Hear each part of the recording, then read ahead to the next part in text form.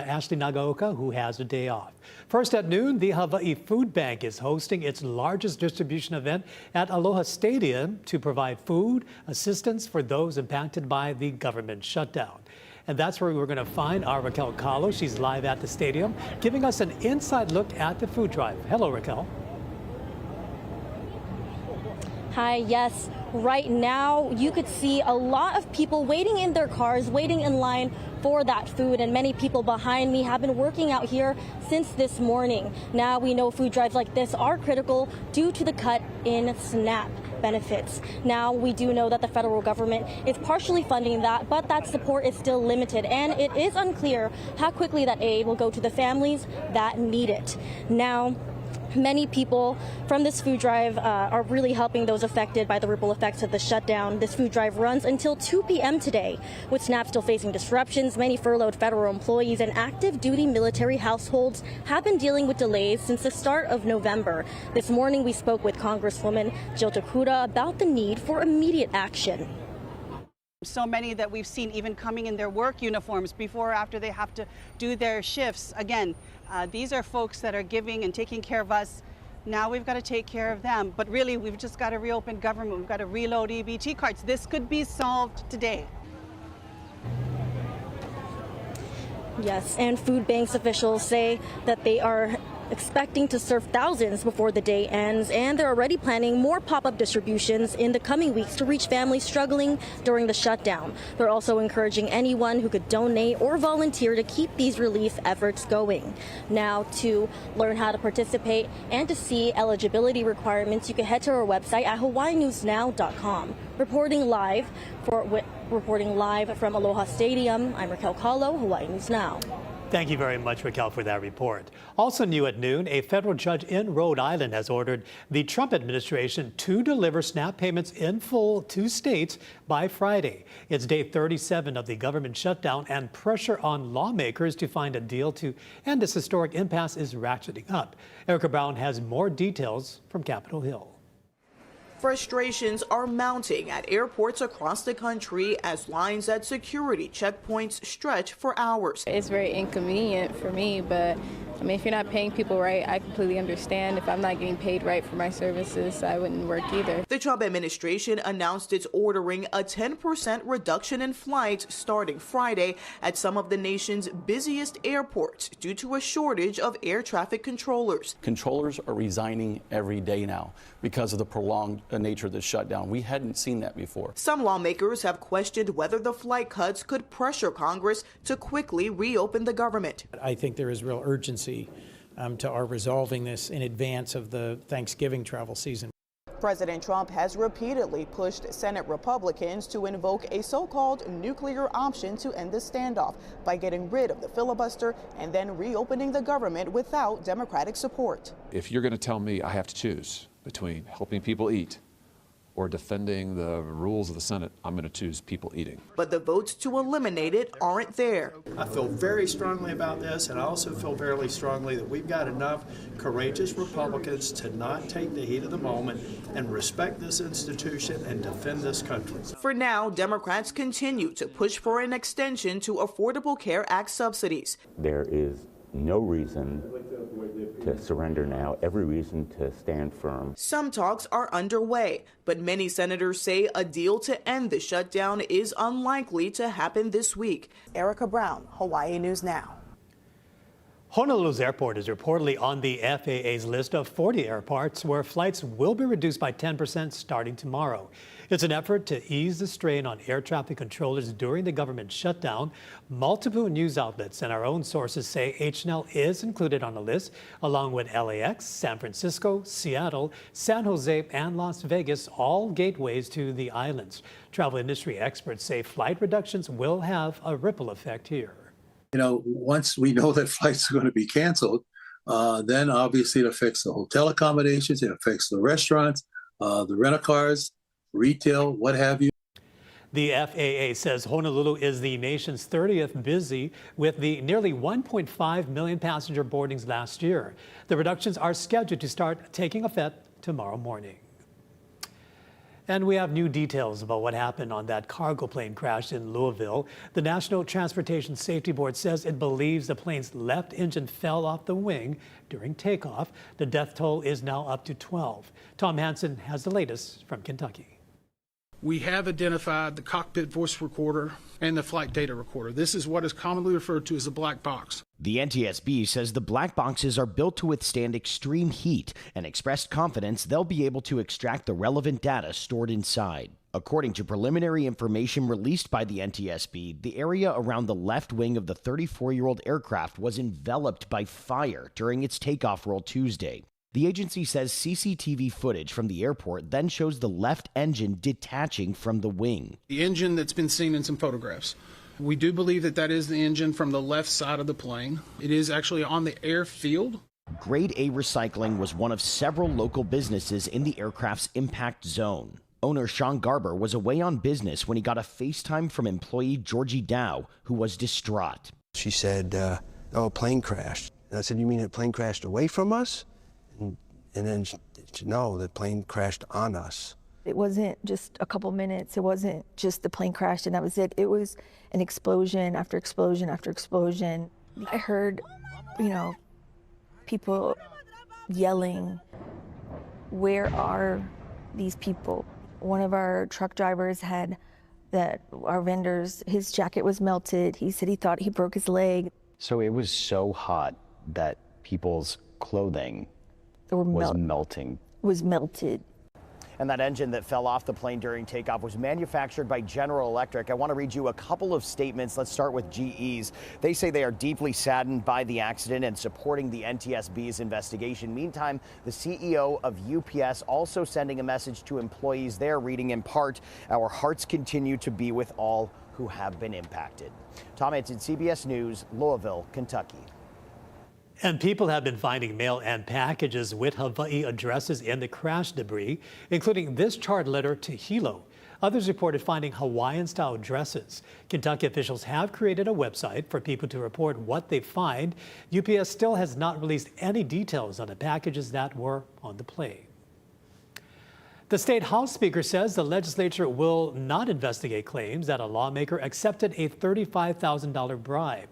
That's because the case is already under FBI investigation. Speaker Nadine Nakamura said in a statement, the legislature shares, quote, the deep frustration and urgency felt by those who signed a petition urging the House to investigate. But she says it's both appropriate and necessary for the House to refrain from any action that could be seen as interference with the federal probe. The bribe in question was allegedly recorded by the FBI during an investigation in 2022, but that lawmaker has not been prosecuted. Essentially, what they're saying is, we don't care what the public thinks. We don't care how many people sign their name to the petition. We're taking the out that this is a federal investigation. And by the way, they don't even know if the investigation is active or not. We're running up on a state statute of limitations. Should the state not have the opportunity to press charges? Why are they not concerned? Two other former lawmakers have already gone to federal prison as part of this bribery scandal. The state Senate has not stated a position on this issue.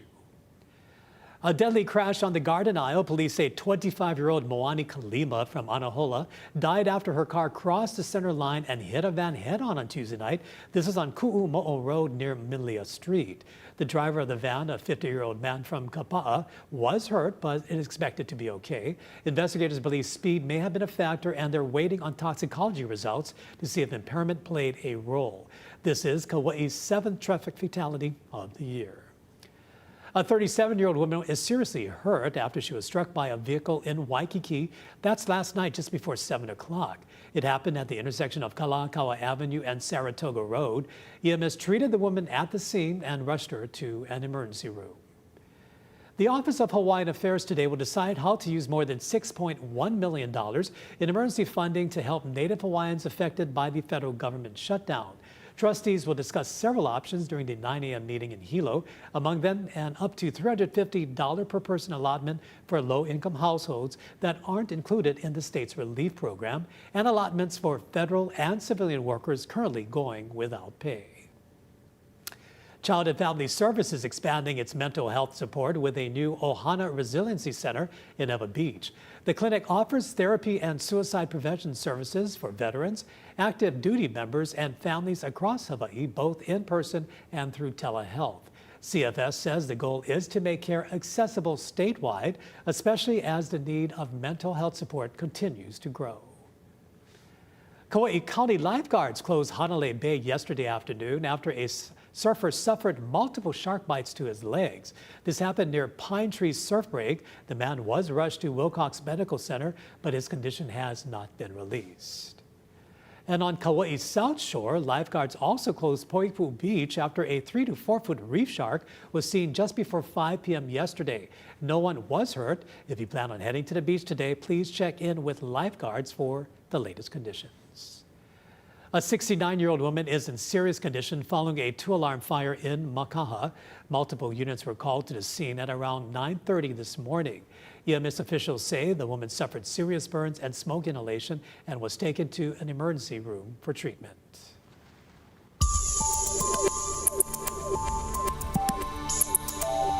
All right, well, happy Thursday, everybody. Almost to Aloha Friday. Here's what we're looking at our first alert radar and satellite. Some light trade winds out there, some moisture riding in along them, at least over the last 4 hours. Not a ton of rainfall. We're tracking this front that's going to be moving in over the weekend. It's already starting to make our winds outside a little bit weaker. So you can see, taking a look at our sustained winds out across the state. We're seeing northerly winds at the airport around 6 miles per hour, 13 over in Hilo. Southwesterlies around 14 miles per hour. Kind of have a hybrid flow, a little bit more easterly over the western half of the state, southeasterly over near Hawaii Island. And as we're going forward, you're going to notice the winds are going to get even weaker as we're going into Friday, all because of that approaching front and a better chance for rainfall heading into the weekend. I'll break down the rain chances coming up. Much mahalo, Drew. Now coming up, a heated exchange about a proposed gondola on the north shore of Oahu. We'll have details on that coming up. Plus, promoting and enforcing new safety policies for e-bikes. We'll tell you what that's all about when This Is Now returns in just a few minutes.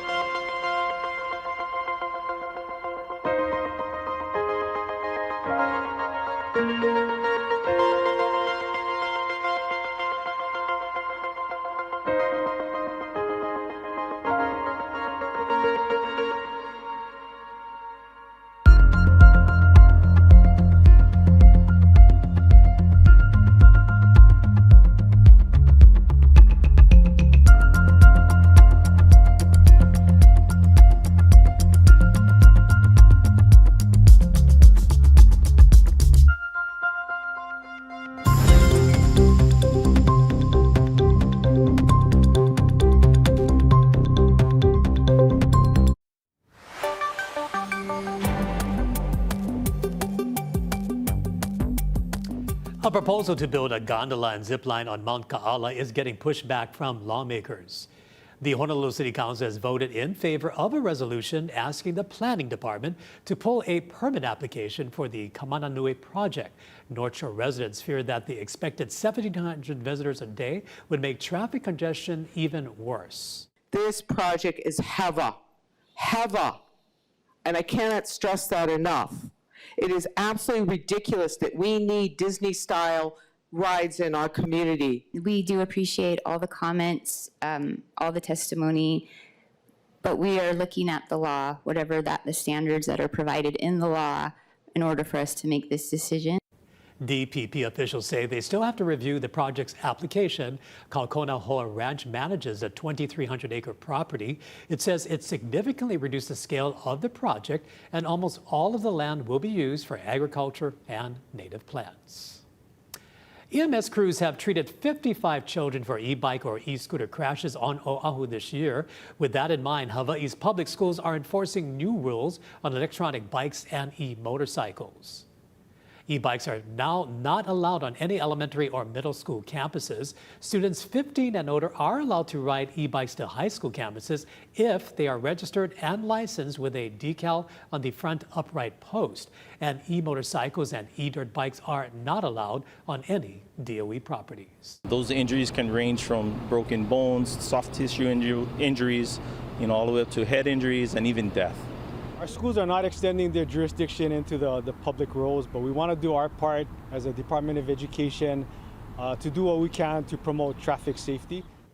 E-motorcycles and unregistered e-bikes will be confiscated by schools and must be picked up by a parent. Meantime, the State Board of Education has reappointed DOE Superintendent Keith Hayashi for a new 4-year term beginning on January 1st. His new annual salary is nearly $295,000, a more than $45,000 increase from his current contract. Hayashi has been with the DOE for 30 years, which included a 12-year stint as principal of Waipahu High School. The University of Hawaii has launched a new curriculum task force. It's aiming to identify ways to integrate artificial intelligence across the system's campuses. The 6 to 9 month project will create a plan on how to incorporate AI tech and adapt to new ways of learning and teaching. Veterans Day is almost here, and the Pacific Fleet Submarine Museum is hosting a Kama'aina event to celebrate our veterans. The museum is offering free admission to Hawaii residents, active duty service members, and veterans during the Veterans Day weekend. 600 tickets will be distributed per day from Saturday, November 8th to Tuesday, November 11th.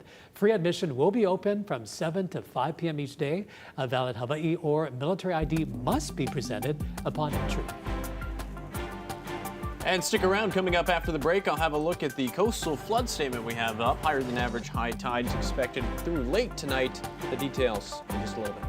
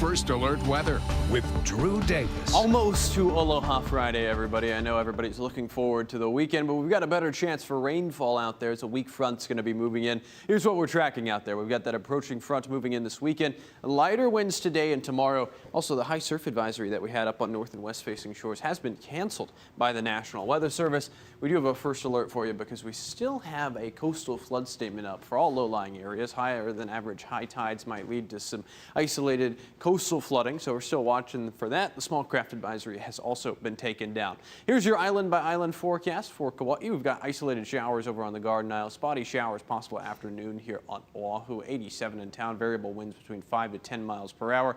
Sunny out there in Maui County. Wind gusts getting closer to really not seeing too strong a wind gust. If anything, closer to 10 to 15 miles per hour. 86 in Kahului. 87 in Kihei tomorrow. Waking up around 74 in Kailua Kona. Mostly sunny out there. 84 for a high temperature out there. Some isolated showers over the Hilo side of Hawaii Island. Really isolated in Hilo, not too much of a chance for rainfall over the southeastern side of the Big Island. Mostly sunny over the northern portions and spotty showers out there. Our first alert radar and satellite, as well as we're tracking this front that's going to be moving in. It's relatively quiet out there right now as we zoom in, and we're really not seeing much across the island chain. Over the past couple of days, we did have that disturbance that was out to our west, but that's fallen apart as we've been going forward into the back half of this week. We're watching for a few sprinkles along the windward side of Oahu. And as we're going forward tomorrow with these lighter trades, you might be seeing some pop-up afternoon showers due to the afternoon sea breeze development.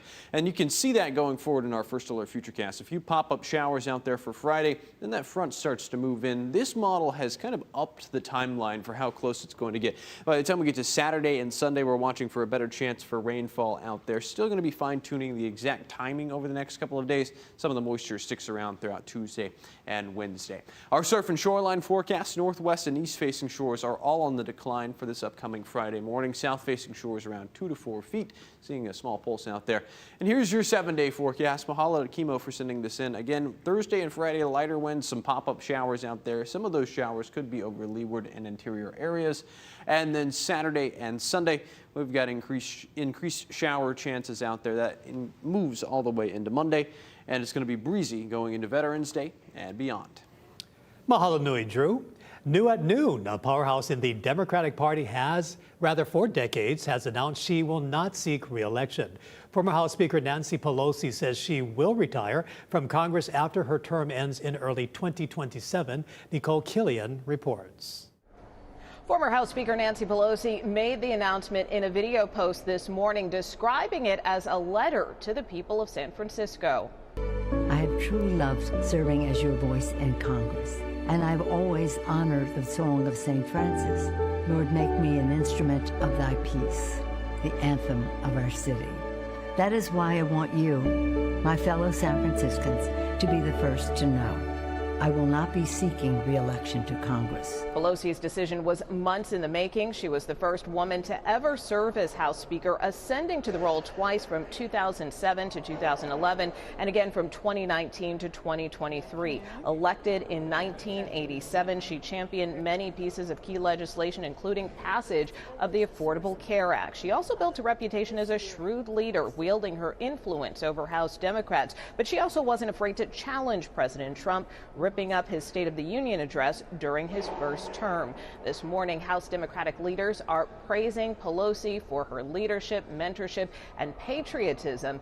Pelosi says she will serve out the remainder of her term through 2027. Nicole Killian, CBS News, Capitol Hill. And coming up, an adorable story about some furry ones that will definitely warm your heart. That's coming up right after the break.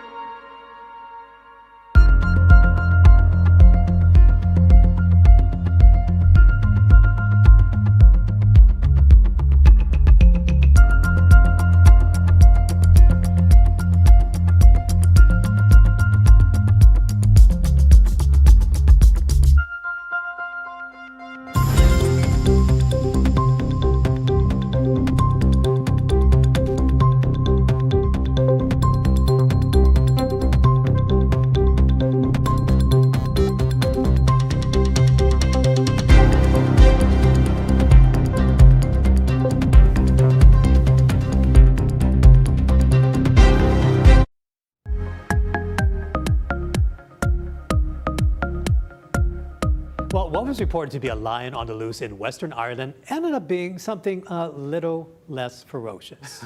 Take a look at this. The so-called lion causing panic ended up being a dog with an unusual haircut. The dog named Mouse was discovered by Ireland's police force. Mouse's fresh cut has given him some fame since the mystery was solved. Yeah, that's pretty. You can kind of see that.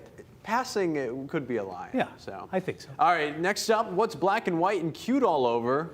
All aboard. It was pandemonium at a zookeeper captured an adorable method of transportation for young panda cubs at Hong Kong's Ocean Park Zoo. Zoo staff are dubbing it the Panda Shuttle Bucket. The transportation method is more than just unbearably ably cute. It's also a faster way to get the pandas around the facility. Fun fact, pandas are excellent climbers and swimmers, have a pseudo-tub, an enlarged wrist mode, to grasp the bamboo and spend about 12 hours a day eating it, which makes up, get this, Drew, 99% of their diet. That's a lot of bamboo, John. That is. That's a lot of But bamboo. I like bamboo. Could be good nutrition. You know, we always like to end the show with fun animal stories like this. So Cute ones too, this right? has been a fun animal block today. Exactly. Yes. Lions and pandas. Yes. Oh my. Oh my. Here's our 7-day forecast going forward. Again, we're tracking lighter winds as we're going into Friday. Still somewhat light out there today compared to what we typically see for this time of year. Saturday and Sunday, we've got that weak front moving in, giving us an increased chance for showers. Some of the moisture is going to be sticking around through Monday. Veterans Day is going to be a little bit breezy. We're watching breezy trades moving in behind the front as high pressure redevelops to our north. You'll also notice it might be a little bit cooler after the front moves in. We might be seeing temperatures get into the low 80s for highs. I like it. So maybe a little bit more comfortable. Okay, John. I like that. Thank you, Drew. Thank you for that upbeat forecast. And a live look outside. Beautiful out there, looking towards the reef runway. More news coming up today at 4 p.m. Aloha.